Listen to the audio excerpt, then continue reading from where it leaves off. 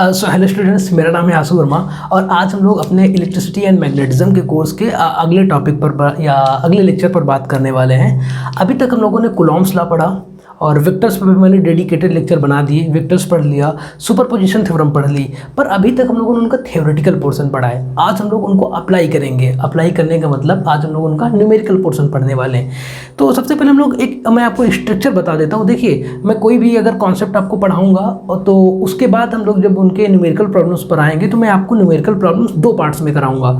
पहले लेक्चर में हम लोग बात करेंगे एलिमेंट्री लेवल की प्रॉब्लम्स पर। हम लोग देखेंगे कि मैथमेटिक्स को कैसे अप्लाई करें, कॉन्सेप्ट्स को जो हम लोग कॉन्सेप्ट्स पढ़ के आए हैं उनको अप्लाई कैसे करें। और जो अगले लेक्चर पर हम लोग बात करेंगे उस पर बात करेंगे थोड़े से एडवांस लेवल की प्रॉब्लम्स पर, आपको जेईई मेंस और नीट लेवल की प्रॉब्लम्स पर, है ना। तो जेईई मेंस और नीट लेवल की प्रॉब्लम्स को समझने के लिए जरूरी कि हम लोग पहला लेक्चर देखें एलिमेंट्री लेवल का, ताकि हमारे सारे कॉन्सेप्ट्स क्लियर हो जाएं। तो आज हम लोग अपने कूलॉम्स लॉ, वेक्टर्स और सुपरपोजिशन थ्योरम, इन सारी चीज़ों को अप्लाई करने वाले हैं एलिमेंट्री लेवल के लेक्चर में, है ना।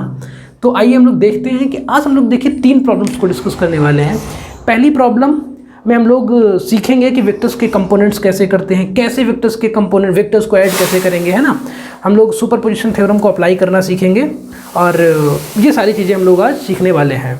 तो चलिए देखिए, पहला प्रॉब्लम जो है हमारा ये है कि एक स्क्वायर है हमारा, चार इस पे चार्जेस रखे हुए हैं और किसी एक चार्ज पर हमें जो है नेट फोर्स फाइंड करना है। दूसरा प्रॉब्लम है हमारा कि एक चार्ज Q है और एक चार्ज 4Q है।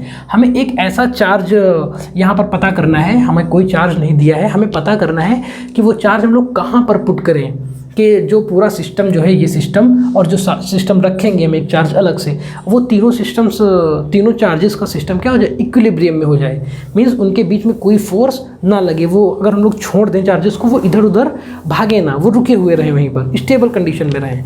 तीसरा क्वेश्चन जो है हमारा, ये तो बैलून्स हैं, इन बैलून्स पर चार्ज हमारा Q है, दोनों पर सेम। उन बैलून से हम लोगों ने एक रस्सी को बांधा, ये एक रस्सी बांधी, ये एक रस्सी बांधी, उस पर एक हम लोगों ने मास को हैंग कर दिया, लटका दिया। मास है उसका M, उस पर नीचे की ओर mg फोर्स लग रहा है। तो इस पर हम लोग बात करेंगे कि इस चार्ज का मैग्नीट्यूड क्या होना चाहिए। हमने कोई एलिमेंट्री चार्ज मान लिया Q, कोई आर्बिट्री चार्ज मान लिया Q, है ना। हम लोग बात करेंगे कि ये चार्ज जो है इसके टर्म्स में बताओ कितना, इसके टर्म्स में, थीटा के टर्म्स में, है ना। चार्ज का मैग्नीट्यूड हम लोग पता करेंगे क्या होना चाहिए कि ये जो पूरा सिस्टम है जो एयर में क्या है, फ्लोट कर रहा हो। ये एयर में अगर हम लोग छोड़ दें तो बैलून्स क्या करेंगे, इसको ऊपर उठाएंगे और ये मास नीचे खींचेगा, पर ये स्टेबल कंडीशन में रुका रहे। ये सारी चीज़ें हम लोग डिस्कस करने वाले हैं, ठीक। पहली प्रॉब्लम बहुत ही एलिमेंट्री लेवल की, दूसरी थोड़ा सा ऊपर स्टेप बढ़ाएंगे और तीसरा हम लोग थोड़ा सा और लेवल ऊपर बढ़ाएंगे, ठीक है। और जो इसका नेक्स्ट लेक्चर में बनाने वाला हूँ उस पर हम लोग और हायर लेवल की, स्टैंडर्ड लेवल की प्रॉब्लम्स पर बात करेंगे। तो चलिए पहला क्वेश्चन आप लोग नोट करिए। क्योंकि ये एक स्क्वायर है, इसका साइड हमने ए ले लिया, ये एक सिमेट्रिक है ना। ये स्क्वायर क्या है, सिमेट्रिक है।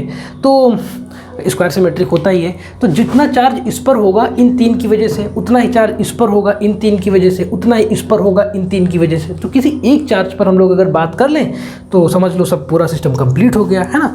तो हम लोग ये ले लेते हैं चार्ज, इस पर हम लोग बात करेंगे। तो देखिए, इस पर तीन फोर्सेस लग रहे हैं, पहला इसकी वजह से, दूसरा इसकी वजह से, तीसरा इसकी वजह से, है ना। तो सुपरपोजिशन थ्योरम कहता है कि तीनों फोर्सेस एक दूसरे को कोई भी अफेक्ट नहीं करेंगे, एक दूसरे को प्रभावित नहीं करेंगे। बस सुपरपोजिशन कहता है कि इस पर लगने वाले तीनों फोर्सेस को हमें जो नेट रिजल्टेंट फोर्स मिलेगा, नेट इस पर फोर्स मिलेगा, वो क्या होगा, तीनों फोर्सेस का वेक्टर सम होगा। वेक्टर के फॉर्म में तीनों को ऐड कर दीजिए, ठीक है। तो हम लोग देखेंगे कि वेक्टर के फॉर्म में हम लोग कैसे ऐड करेंगे। तो चलिए एक एक फोर्स पहले हम लोग लिख लेते हैं। पहला फोर्स हम लोगों ने F3 माना, इसकी वजह से F2 माना, इसकी वजह से F1 माना। तो पहले हम लोग F1 फोर्स देखते हैं। F1 फोर्स क्या है कि F1 फोर्स ये हमारा ना, दोनों चार्जेस का मल्टीप्लीकेशन Q अपान इनके बीच का डिस्टेंस का स्क्वायर, A का स्क्वायर। डायरेक्शन क्या है, -J, J की डायरेक्शन ये होती है, मीन्स Y की डायरेक्शन, -J मतलब -Y, -J डायरेक्शन, है ना। ये तो कूलॉम्स लॉ है। F2 देखते हैं हम लोग क्या है। F2 हमारा ये है K Q, दोनों चार्जेस का मल्टीप्लिकेशन अपान इनके बीच की डिस्टेंस। इनके बीच की डिस्टेंस क्या होगी, A√2 का स्क्वायर। कोई अगर स्क्वायर है हमारा तो उसका जो डायगोनल है वो क्या होता है, A√2, साइड का √2 टाइम्स और इसका स्क्वायर कर लेंगे, है ना। डायरेक्शन क्या है, अच्छा ये देखिए ना x डायरेक्शन में है ना y डायरेक्शन में है। हमने इसका क्या मान लिया, कोई हमने जनरल डायरेक्शन मान ली r कैप, है ना। कोई डायरेक्शन अभी मान लो r कैप, हमने मान लिया इसकी डायरेक्शन है r कैप। अब F3 देखिए, ये F3 ये क्या है, k दोनों चार्जेस का मल्टीप्लिकेशन और a का स्क्वायर। डायरेक्शन क्या है, प्लस i डायरेक्शन मतलब x डायरेक्शन।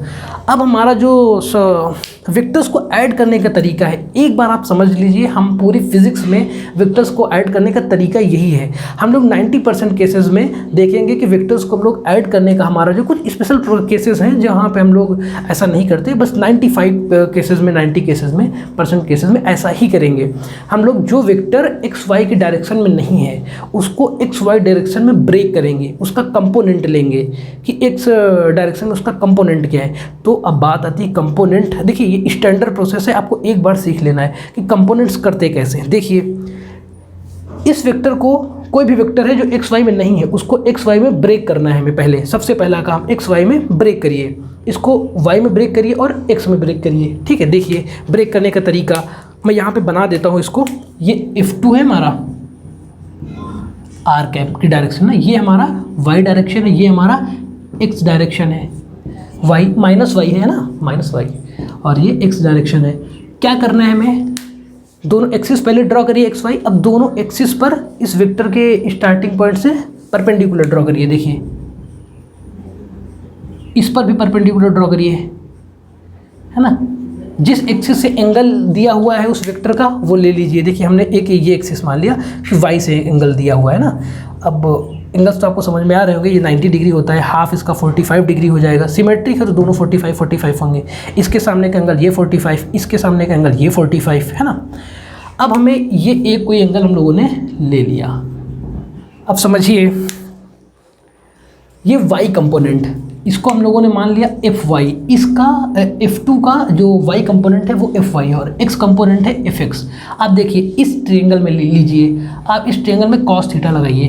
cos 45 क्या होता है, cos 45 बेस क्या है आपका Fy अपान हाइपोटेन्यूस, हाइपोटेन्यूस क्या है आपका F2।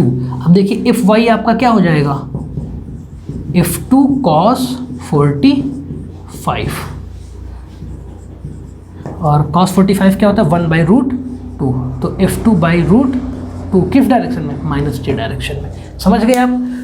Fy जो है Fy, इसको -j लगाइए चाहे ना लगाइए, Fy पहले से ही दिखा रहा है कि नीचे की डायरेक्शन में ना, तो Fy में क्या मिल गया F2/√2।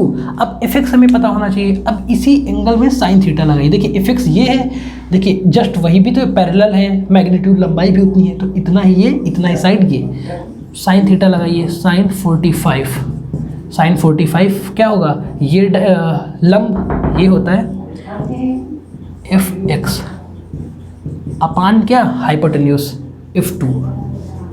तो हमारे यहाँ पर Fx क्या मिल जाएगा हमारा F2 साइन 45। साइन 45 की वैल्यू भी होती है हमारी 1/√2। आई होप आपको Fx और Fy समझ में आ गए होंगे, है ना।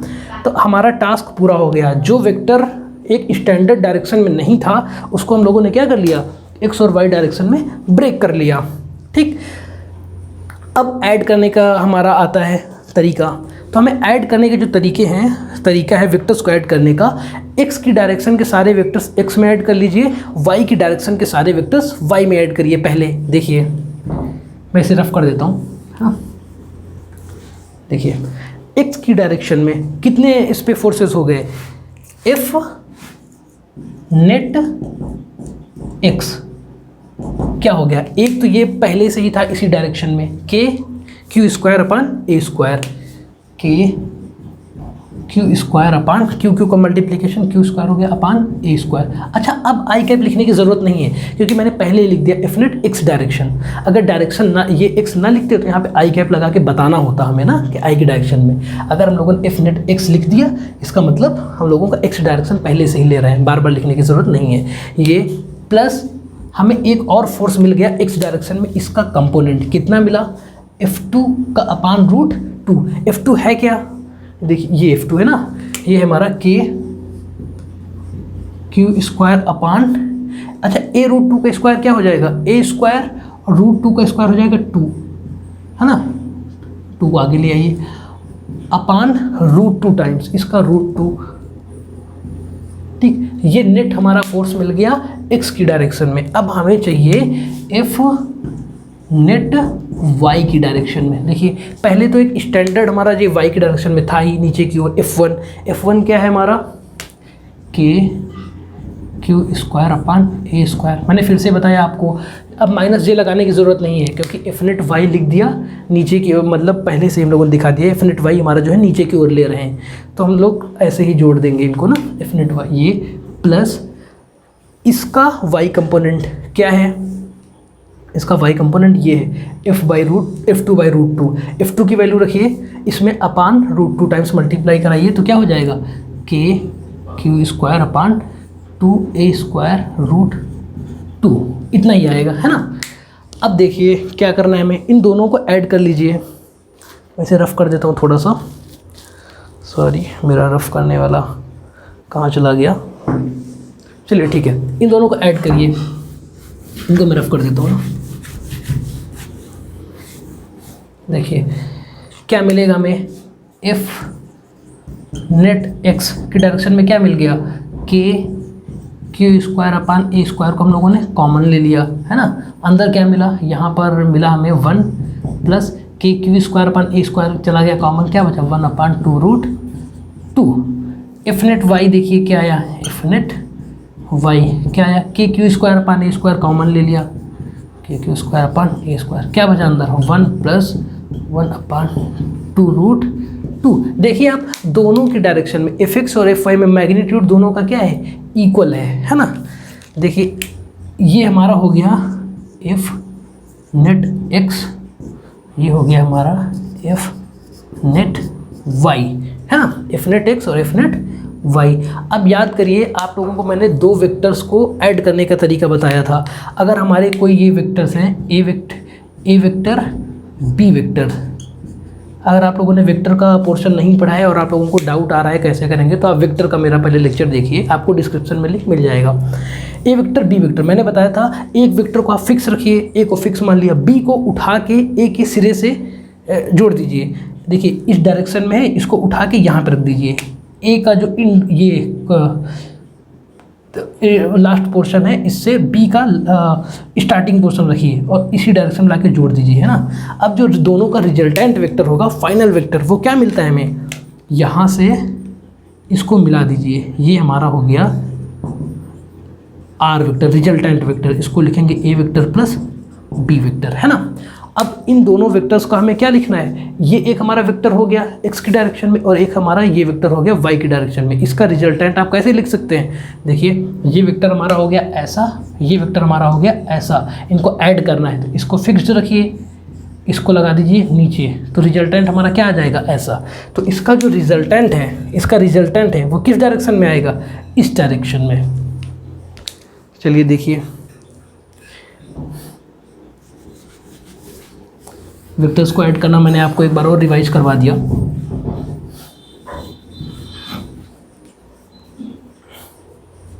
ठीक है, ये एक्स और वाई में हमें एंगल्स आपका कंपोनेंट्स मिल गए, एफ नेट एक्स मिल गया, एफ नेट वाई मिल गया।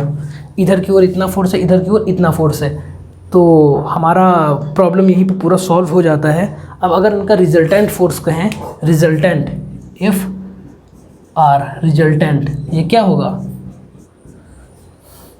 इसको हम लोगों ने मान लिया P, इसको भी हम लोगों ने मान लिया क्या P।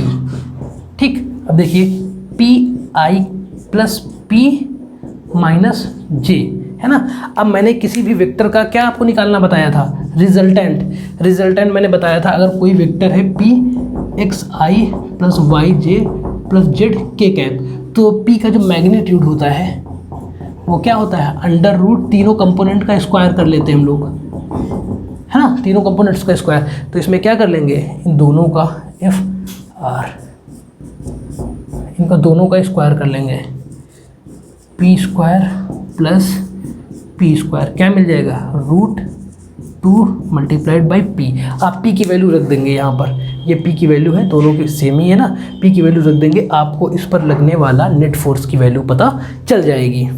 ठीक है, आई होप कि ये प्रॉब्लम आपको समझ में आई होगी।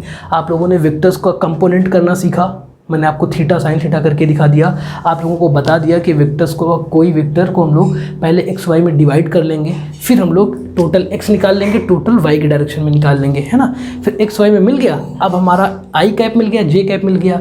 अब नेट फोर्स को हम कैसे लिख सकते हैं, एफ नेट को हम लोग कैसे लिख सकते थे, यहाँ पर देखिए P I plus P minus J. अब इसका रिजल्टेंट निकालने का तरीका ये है, तो आपको इस पर नेट फोर्स मिल गया। अब एक बात और आती है कि अगर हमें पूछ लिया जाए कि एफ नेट का डायरेक्शन क्या है, डायरेक्शन क्या है, एफ नेट कोई ऐसा होगा एफ नेट, इसका डायरेक्शन पूछ लिया जाए आपसे कैसा है, तो देखिए कोई वेक्टर अगर हमारा दिया है, मैं इसको रफ कर देता हूँ थोड़ा सा, कोई वेक्टर हमारा दिया है एफ नेट, है ना, ये दिया है, तो ये किससे मिलकर बना है, इससे और इससे। ये अगर हम लोग थीटा मान लें तो वाई से अगर डायरेक्शन पूछ रहा है तो यहाँ पे लगाइए टेन थीटा। टेन थीटा क्या हो जाएगा, टेन थीटा होता है ये लंब, ये क्या है एफ एक्स अपान आधार, टेन थीटा लंब बटे आधार होता है ना, ये हमारा हो गया आधार, ये क्या होगा एफ वाई, है ना। आप देखिए एफ एक्स और एफ एक्स नेट और एफ एक्स नेट वाई, मतलब F x net total net x की डायरेक्शन में और टोटल नेट वाई की डायरेक्शन में। अब इनका मैग्नीट्यूड इक्वल है, अगर आप दोनों ऊपर भी नीचे इक्वल तो क्या आ जाएगा 1। अब tan थीटा इक्वल टू 1 मतलब theta equal to 45 means X direct, इसका वाई डायरेक्शन से जो एंगल होना चाहिए क्या होना चाहिए 45, मतलब ये इधर नहीं, ये इधर ही होना चाहिए एफ नेट। आई होप कि आपको ये चीज़ समझ में आई होगी क्लियरली। तो चलिए हम लोग अपनी नेक्स्ट प्रॉब्लम है हमारे, एक हमारा चार्ज Q है पॉजिटिव Q और एक हमारा 4Q है, दोनों पॉजिटिव चार्जेस हैं, है ना, इनके बीच का डिस्टेंस a है। तो कह रहा है कि एक हमें चार्ज कोई Q चार्ज है, छोटा Q स्मॉल Q हमने वो लिख लिया, कहाँ पर रखें कि पूरा सिस्टम जो है क्या हो जाए, तीनों चार्जेस का सिस्टम आ जाए इक्विलिब्रियम में। तो देखें अगर हम लोग ये चार्ज अभी नहीं है तो ये दोनों चार्ज एक दूसरे को क्या करेंगे, रिपल्शन करेंगे, तो क्या एक दूसरे को दूर भगा देंगे, तो क्या सिस्टम इक्विलिब्रियम में रहेगा, नहीं। अगर एक पॉजिटिव चार्ज लेके यहाँ पे रख दें कहीं, पहले हम लोग पॉजिटिव चार्ज मानते हैं, यहाँ पे रखें, तो ये पॉजिटिव चार्ज क्या करेगा, इसको भी रिपल्शन करेगा, इसको भी रिपल्शन करेगा, ये दोनों सिस्टम्स दूर भगा देगा। क्या सिस्टम इक्विलिब्रियम में रहेगा, नहीं, है ना, नहीं रहेगा इक्विलिब्रियम में। पर एक कंडीशन है, अगर हम लोग निगेटिव चार्ज लें और निगेटिव चार्ज को यहाँ पे रख के देखते हैं, इसको भी खींचेगा, इसको भी खींचेगा, ये दोनों जाके उससे कहीं ना कहीं चिपक जाएंगे। क्या इक्विलिब्रियम में आपको लगता है कि इक्विलिब्रियम में रहेंगे सिस्टम, नहीं रहेंगे इक्विलिब्रियम में, है ना। पर एक केस और सोच के देखते हैं कि अगर माइनस क्यू को हम लोग बीच में रख दें यहाँ पर, तो क्या करेगा, ये इसको भी खींचेगा, इसको भी खींचेगा, पर ये एक दूसरे को क्या करेंगे, रिपल्शन। तो एक सिचुएशन ऐसी आएगी कि इन दोनों के बीच का अट्रैक्शन जो है, इधर खींचने का फोर्स और पीछे करने का फोर्स, वो दोनों क्या हो जाएंगे, इक्वल। तो ये कंडीशन है हमारी जहाँ पर सिस्टम इक्विलिब्रियम में आ सकता है। तो चलिए हमारा इसमें क्वेश्चन है कि इस क्यू का मैग्नीट्यूड फाइंड करना है, इसका मैग्नीट्यूड क्या होना चाहिए और इसकी पोजीशन फाइंड करनी है। तो हम इसकी पोजीशन चलिए यहाँ से मान लेते हैं x, टोटल डिस्टेंस है a। अब चलिए पहला क्वेश्चन हम लोग सॉल्व करना स्टार्ट करते हैं। हम लोग इसका इक्विलिब्रियम देखते हैं, इस पर नेट फोर्स लगने वाला इधर और ये नेट फोर्स लगने वाला इधर के अगर इक्वल हो जाए तब सिस्टम क्या है, इक्विलिब्रियम में। ये सिस्टम इक्विलिब्रियम में हो गया ना, तो पहले इसका इक्विलिब्रियम देखते हैं। इस पर लगने वाला फोर्स क्या है, k q, और इस पर लगने वाला अच्छा हम लोग मैग्नीट्यूड पर बात कर रहे हैं, साइन वगैरह आप छोड़ दीजिए ना, निगेटिव साइन हम लोगों ने मान लिया कि निगेटिव होगा तभी होगा। आगे हालांकि आपको मैथमेटिक्स से भी पता चल जाएगा कि ये निगेटिव ही होना चाहिए, है ना। तभी लोग मैग्नीट्यूड्स पर बात कर रहे हैं कि इधर वाला लगने वाला पूरा फोर्स उधर लगने वाले फोर्स के बराबर होना चाहिए ना। तो देखिए इधर लगने वाला फोर्स क्या है, के क्यू, दोनों का मल्टीप्लाई अपान डिस्टेंस का स्क्वायर इक्वल्स, ये फोर्स कितना हो जाएगा, क्यू 4Q, के भी आगे डिस्टेंस क्या है इनके बीच की a माइनस एक्स का स्क्वायर। ठीक, देखिए क्या क्या कैंसिल आउट हो रहा है, इधर सिर्फ 4 बचा ऊपर ना, इधर हम लोगों का ये इधर मल्टीप्लाई हो जाएगा 4x स्क्वायर इक्वल्स ये इधर आ जाएगा a माइनस एक्स स्क्वायर। ठीक, इसको सॉल्व करिए, a square plus X square quadratic equation a minus B का होल स्क्वायर से हम लोग इसको ओपन कर रहे हैं, 4x स्क्वायर, ये क्या आएगा 3x² plus 2ax minus a² equal to 0। Quadratic equation बन गया। क्वाड्रेटिक इक्वेशन के रूट्स आप लोग निकालना जानते हैं। x equal to minus B plus minus under root b² minus 4ac upon 2a, है ना। अगर हम लोग वैल्यूज़ पुट कर दें, ये मैं बहुत तेज़ी से कर रहा हूँ क्योंकि आप लोगों को सब करना आता है। Minus 2a minus plus minus under root b² 4a² minus minus plus 12a², है ना, अपान 6 हो जाएगा। ये आपका हो जाएगा माइनस 2a प्लस माइनस, ये अंदर आ जाएगा 16a², उसका स्क्वायर रूट ले लेंगे, क्या आ जाएगा 4a अपान 6। एक बार प्लस ले लेते हैं बीच में, प्लस 4a माइनस 2a क्या हो जाएगा 2a/6। दूसरा माइनस ले लेते हैं तो क्या आ जाएगा माइनस 6a अपान 6 का आ जाएगा माइनस a। अब देखिए दो वैल्यूज़ मिली हमें, एक मिल गया हमारा a/3 और एक मिल गया हमारा माइनस a। मैंने आप लोगों को पहले बताया कि अगर क्यू चार्ज को हम लोग बाहर रखेंगे दोनों के बीच से तो सिस्टम इक्विलिब्रियम में नहीं जाएगा, तो इसको हम लोग निगलेक्ट कर देंगे। ये वाला हम लोग ले लेंगे a/3। कितनी डिस्टेंस पे रखना चाहिए a/3, तो हमें डिस्टेंस मिल गई। अब मैं क्या पता करना है कि इसका मैग्नीट्यूड क्या है, रफ कर देता हूँ। अब मैंने मैग्नीट्यूड पता करना है हम लोगों का कि इस चार्ज का मैग्नीट्यूड क्या होना चाहिए। तो देखिए अभी हम लोगों ने इस के चार्ज के इक्विलिब्रियम से इक्वेशन बनाई थी ना। अब हम कोई चाहे इससे बना लीजिए चाहे इससे बना लीजिए, चलिए इससे बनाते हैं ना। इसके इक्विलिब्रियम के लिए इस पर ये अट्रैक्टिव फोर्स लगाएगा और ये रिपल्सिव फोर्स, ये दोनों क्या हो जाने चाहिए इक्वल। इस पर अट्रैक्टिव फोर्स का मैग्नीट्यूड क्या होगा k q अपान x²। ये बराबर किसके होना चाहिए, इधर k 4q और ये q स्क्वायर हो जाएगा, है ना। इनके बीच का डिस्टेंस क्या है a का स्क्वायर। अब देखिए क्या क्या कैंसिल आउट हो रहा है, q नहीं कैंसिल आउट होगा, ये q और k और ये q का एक q कैंसिल हो गया, एक q भी बच गया ना। क्या बचा a², हम लोगों ने इसको इधर ले आए, qa² बराबर क्या बचा 4qx², है ना। x की वैल्यू रखिए a/3, क्या आ जाएगा हमारा 4qa²/3 9। ठीक, ये हमारा q और ये इधर आ गया मल्टीप्लाई हमारा a² और ये हमारा आ गया 4x²। ठीक है, देखिए दोनों तरफ से a² कैंसिल आउट हो गया, है ना। क्या बचा q इक्वल टू 4q/9।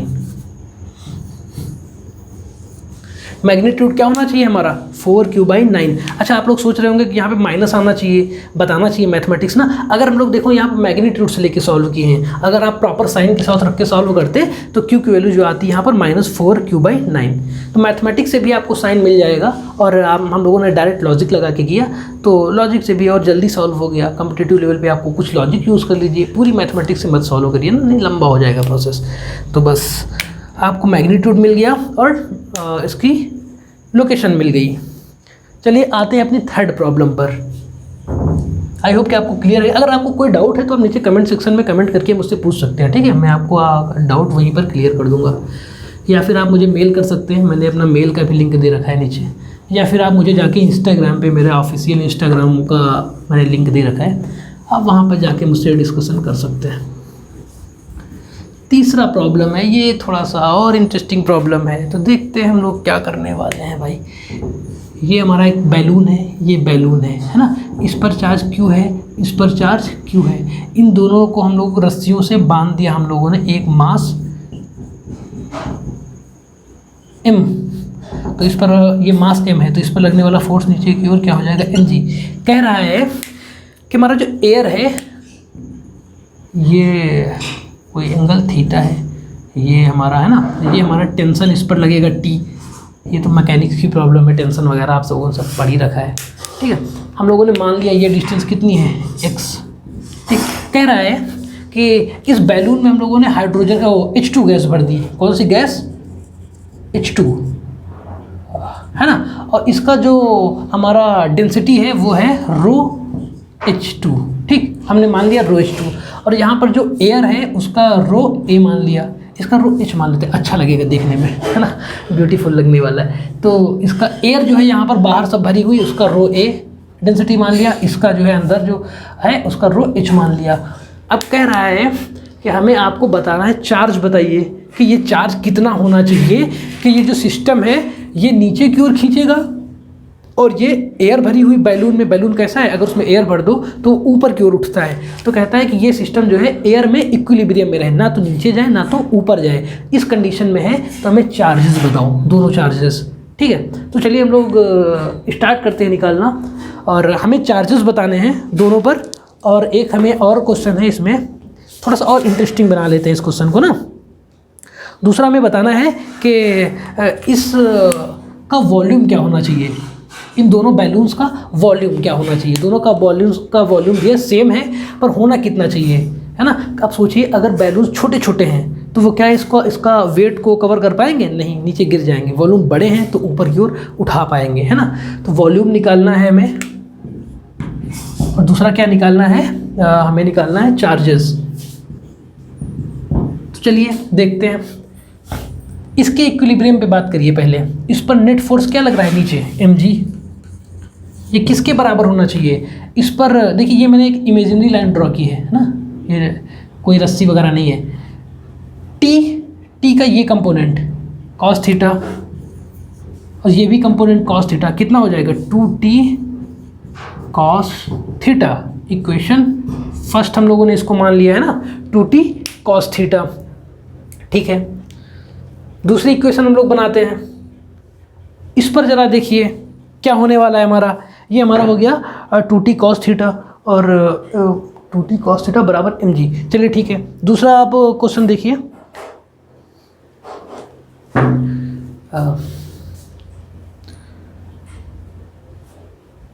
हाँ, तो हमारा ये हो जाता है हमारा 2t cos थीटा। अब देखिए t का ये कंपोनेंट देखिए क्या हो जाएगा, t ये 90 माइनस थीटा एंगल हो जाएगा।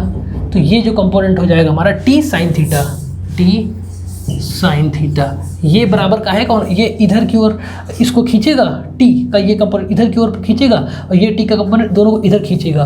पर इन दोनों के बीच में क्या है, रिपल्शन, ये एक दूसरे को क्या करेंगे, इधर की ओर फोर्स लगाएंगे। तो ये t cos, ये हमारा जो t साइन थीटा किसके होना चाहिए, f, ये जो रिपल्सिव फोर्स लगा रहा है वो उसके बराबर होना चाहिए, है ना। इक्वेशन 2। अब दोनों को हम लोग अगर डिवाइड कर लें, देखिए दोनों को डिवाइड कर लीजिए, इक्वेशन 2 को इक्वेशन 1 से डिवाइड करिए, तो t sine theta upon 2t cos theta क्या हो जाएगा, ये हो जाएगा आपका tan थीटा बाई 2, ये हो जाएगा आपका f अपान mg, है ना। आप देखेंगे आपको mg पता है, थीटा आपको दिया ही है आपको, तो f की वैल्यू क्या आ गई हमारी, tan थीटा mg बाई 2, और f का वैल्यू क्या है, क्यू स्क्वायर अपान दोनों के बीच का डिस्टेंस कितना है, x स्क्वायर, है ना, सॉरी 2x स्क्वायर, ये क्या हो जाएगा 4x स्क्वायर, ठीक है। अब आप देखिए 4x को इधर भेज दीजिए, x आपको पहले से दिया हुआ है, आप या तो x को a मान लीजिए अगर आपको कोई डाउट हो रहा है, तो यहाँ पर a लिख लीजिए ना। देखिए q की वैल्यू क्या आ जाएगी, q की वैल्यू आ जाएगी, आप सब कुछ इधर भेज दीजिए, tan थीटा, q की वैल्यू हमें मिल जाएगी tan theta mg 4a square upon 2, और आ जाएगा नीचे हमारा k। अच्छा 2 से 4 को कट कर लेंगे तो क्या आ जाएगा 2, और q का स्क्वायर हटाएंगे तो क्या आ जाएगा अंडर रूट। बात समझ में आई, q का मैग्नीट्यूड आपको समझ में आ गया कि मैग्नीट्यूड क्या होना चाहिए। अब बात आती है हमारी इसके वॉल्यूम पर, इसका वॉल्यूम क्या होना चाहिए। देखिए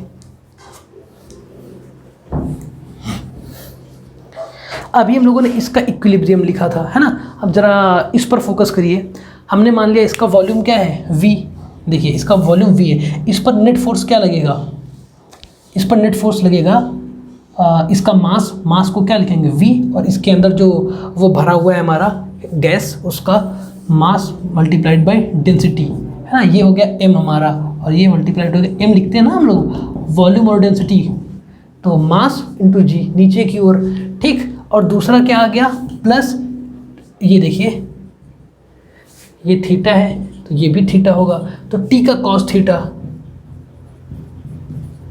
ये दोनों फोर्सेस इसको नीचे की ओर खींच रहे हैं, तो ये ऊपर की ओर कैसे बैलेंस होगा आप लोगों को पता है, आर्किमिडीज का प्रिंसिपल वगैरह, बायोंसी फोर्स जिसको हिंदी में हम लोग कहते हैं उत्प्लावन बल, ये क्या करेगा ऊपर की ओर पुश करेगा। और हमें पता है उत्प्लावन बल क्या होता है, बायोंसी फोर्स क्या होता है, इसके द्वारा हटाया गया मटेरियल, कौन सा मटेरियल हटा रहा है, एयर, उसके मास के बराबर, ठीक, उसका मास कितना है, इसका वॉल्यूम क्या है v, इतना अपने वॉल्यूम के बराबर है तो मटेरियल को डिस्प्लेस करेगा एयर को v, और मल्टीप्लाइड बाई रो एयर, ये याद रखना रो एयर का लेंगे अब क्योंकि एयर का मास लिखना है ना, और ये होगा हमारा g, ठीक, रो एयर के मास के वेट के बराबर जो है ये डिस्प्लेस करेगा। अब देखिए टी कॉस थीटा, इसकी वैल्यू हम लोग यहाँ से लिख सकते हैं, टी कॉस थीटा की क्या आएगी mg/2, इसकी जगह हम लोगों ने लिख लिया mg/2 बराबर v रो a g, और ये क्या हो गया v रो h g। देखिए g कैंसिल हो गया हमारा, है ना, v वाले टर्म्स को साथ लाइए, v rho h minus v rho a बराबर क्या है हमारा माइनस mg, है ना, mg को उधर ले जाइए, माइनस mg/2। देखिए क्या आपका आ रहा है v, अगर हम लोग कॉमन ले लें तो और यहाँ पे आएगा रो h माइनस रो a बराबर माइनस mg/2। अच्छा रो a को आगे हम लोग कर लें, रो h को पीछे कर लें और इसको नीचे भी भेज दें साथ में, तो mg यहाँ पे आगे पीछे करेंगे तो माइनस आ जाएगा और माइनस माइनस से ये कट जाएगा, mg upon rho a minus rho h। तो आई होप आपको ये प्रॉब्लम क्लियर होगी, वॉल्यूम भी हमें समझ में आ गया कितना होना चाहिए और हमें समझ में आ गया क्या कि चार्ज भी कितना होना चाहिए। तो आई होप कि ये आपको तीनों प्रॉब्लम्स एकदम क्लियर होंगी। कोई भी डाउट है तो आप मुझे बेफिक्र होकर एकदम कमेंट करिए, आपको जवाब मिलेगा, ठीक है। तो मिलते हैं हम लोग एडवांस लेवल की प्रॉब्लम्स पर अपने नेक्स्ट लेक्चर में, ओके। सो यहीं पे वाइंड अप कर लेते हैं। So thank you.